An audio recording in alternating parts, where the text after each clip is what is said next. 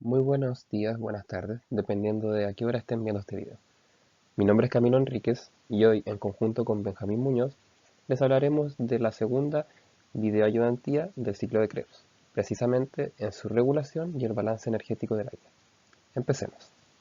Lo primero que haremos es definir los objetivos que tenemos para esta videoclase. En primer lugar, es reconocer cuáles son las enzimas reguladas del ciclo de Krebs. En segunda parte, es identificar los metabolitos involucrados en la regulación enzimática del ciclo. Y finalmente, aprender el balance energético de la vía y su variación. Este esquema nos da una rápida mirada de las enzimas reguladas tanto de la descarbonización oxidativa del piruvato como del ciclo de Krebs. En primer lugar, tenemos que la enzima que lleva a cabo este proceso de la descarbonización oxidativa del piruvato es el complejo enzimático piruvato deshidrogenasa, la cual tiene dos tipos de regulaciones. Estas serán vistas en las diapositivas siguientes. En cuanto a las enzimas del ciclo de Krebs como tal, tenemos que son tres. Estas llevan a cabo reacciones que son irreversibles en las condiciones celulares. En primer lugar tenemos la citrato sintasa, que lleva a cabo la reacción de la condensación del óxido de acetato con el acetil-CoA para formar citrato, de ahí su nombre. En segundo lugar tenemos la isocitrato deshidrogenasa, que lleva a cabo una reacción de descarbonización oxidativa en el cual el isocitrato pasa a ser alfa-cetoglutarato, y en la alfa-cetoglutarato deshidrogenasa vemos que lleva una reacción entre comillas similar a la isocitrato deshidrogenasa, o sea una descarbonización oxidativa del alfa-cetoglutarato, pero también tiene una adición de un coenzimo A. Entonces, esta alfa-cetoglutarato deshidrogenasa me producirá el succinil-CoA. Haciendo una recapitulación de la videoclase 1 de ciclo de Krebs, tenemos que acordarnos que el complejo enzimático encargado de transformar el piruvato, el cual es el producto final de la vía glucolítica, en el acetil-CoA, el cual ingresará en el ciclo de Krebs, es el complejo piruvato deshidrogenasa, el cual está conformado por tres enzimas, E1, E2 y E3. En cuanto a su regulación, tenemos que E2 y E3 están reguladas alostéricamente. Vemos que el potencial de fosforilación, es decir, la concentración de ATP versus la concentración de ADP, es un regulador alostérico. Cuando el potencial de fosforilación es alto, o sea, la concentración de ATP es mayor a la de ADP, la enzima estará inhibida alostéricamente. Por el contrario, cuando la concentración de ADP es superior a la de ATP, habrá una estimulación alostérica por el complejo piruvato deshidrogenasa. Algo similar ocurre en el caso del estado redox. Cuando la concentración de NADH es superior a la de NAD+, el complejo estará inhibido alostéricamente. Viceversa, cuando el NAD+ es superior al NADH, estará aumentado alostéricamente. Finalmente, tenemos que el acetil-CoA, el cual es el producto del complejo piruvato deshidrogenasa, cuando su concentración es muy elevada, también tendrá un efector negativo sobre el complejo piruvato deshidrogenasa, precisamente sobre 2 y 3. Vemos que otros efectores positivos pueden ser el coenzimo A y el AMP.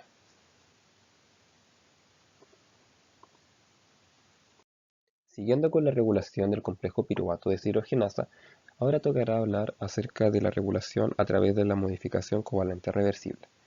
Esta modificación covalente reversible se aplica sobre la enzima E1. Esta enzima E1 tiene la capacidad de ser fosforilada o desfosforilada. Cuando la enzima E1 se encuentra fosforilada, está en su forma inactiva o menos activa, y cuando está desfosforilada, se encuentra en su forma más activa. Vemos que en esta gráfica tenemos dos enzimas que están asociadas a este proceso. Por un lado tenemos la piruvato deshidrogenasa fosfatasa y por otro lado la piruvato deshidrogenasa quinasa. En un estado de hiperglicemia, por acción de la insulina, tenemos que la piruvato deshidrogenasa fosfatasa desfosforila a la enzima piruvato deshidrogenasa AE1, activándola. Por el contrario, cuando está en un aumento de estos productos, es decir, el acetil-CoA, el NADH y el ATP, que son los mismos compuestos que regulan alostéricamente negativamente a E2 y E3, harán que la piruvato deshidrogenasa quinasa esté activa alostéricamente, lo cual va a fosforilar a la E1 inactivándola. Entonces, aquí es importante ver que la respuesta de acetil-CoA elevado, NADH y ATP, es decir, el potencial de fosforilación, y redox tienen una respuesta simultánea sobre E1, E2 y E3. En este caso, actuarán activando la piruvato deshidrogenasa quinasa, la cual fosforilará a la E1 y la inactivará.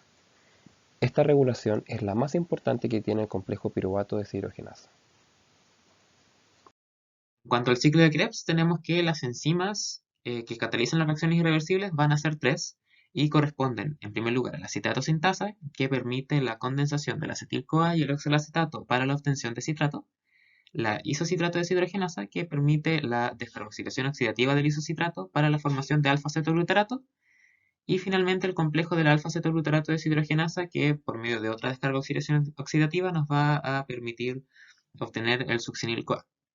Entonces, similar a como ocurría con el complejo de la piruvato deshidrogenasa, estas enzimas van a estar inhibidas por altos potenciales de fosforilación y altos estados redox de la célula, lo que va a significar que tanto el ATP como el NADH van a corresponder a inhibidores alostéricos de estas tres enzimas. Sin embargo, también tenemos que van a existir efectos de alosterismo por parte de algunos de los productos de estas enzimas, como puede ser el citrato, que va a estar inhibiendo alostéricamente a la citrato sintasa, que es la enzima que lo forma.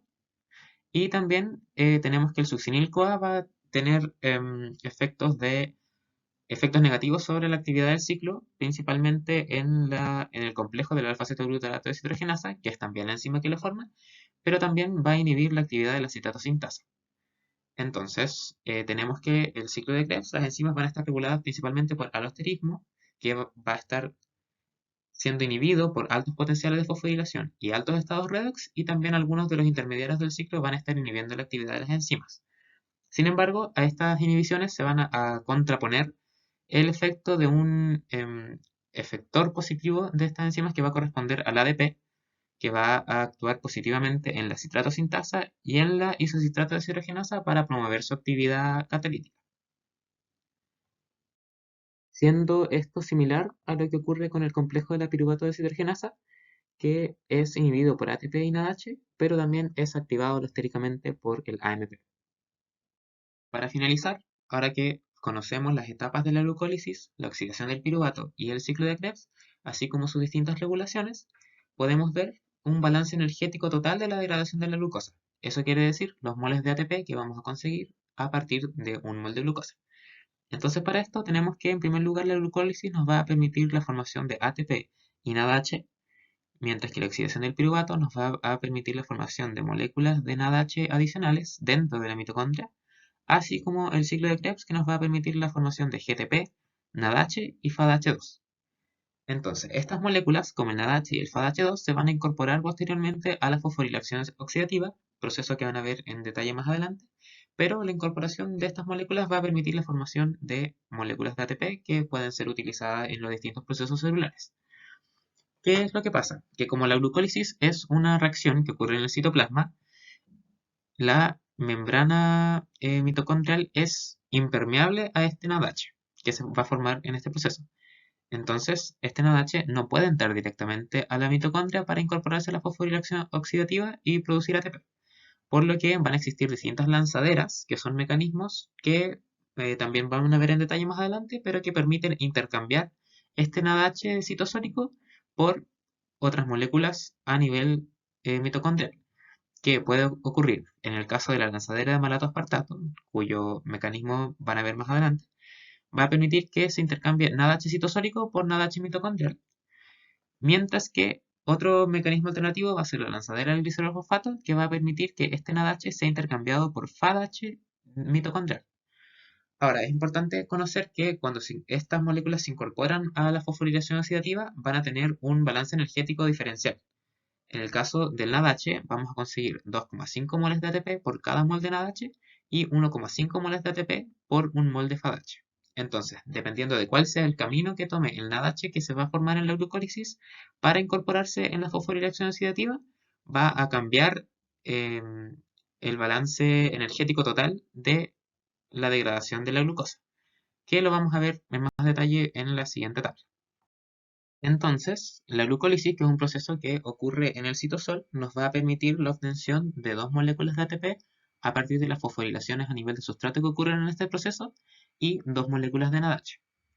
Este NADH, para ser incorporado a la fosforilación oxidativa, tiene que ser intercambiado por moléculas de FADH2 mitocondrial o NADH mitocondrial según la lanzadera que utilice para ingresar a la mitocondria.